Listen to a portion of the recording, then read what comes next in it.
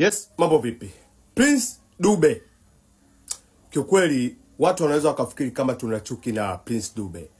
Lakini Prince Dube amekuwa dhaifu sana. Ukitazama hii game ya Silva na Yanga, Prince Dube alikuwa anamaliza game muda mrefu. Nafasi zaidi ya 4. Yeye na golikipa anakosa Prince Dube. Apewe nini? Yaani kocha kamvumilia kamcheza mpaka dakika 80. Labda atabadilika. Apewe nini?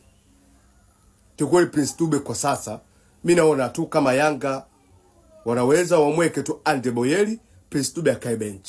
Kwa sababu kwenye mechi muhimu kama hizi ndo anatakiwa aoneshe uwezo wake. Sasa kama kwenye mechi muhimu kama hizi aoneshe uwezo, unafikiri nini tena kinahitajika kwa Prince Dube? Prince Dube sasa hivi atakiwa kwenye ligi. Yanga sasa hivi kwenye ligi washafanya vya kutosha. Sasa hivi anataka CAF Champions League. Unapewa nafasi kwenye CAF Champions League, unacheza hovyo. Nafasi 6 ngapi unakosa zote?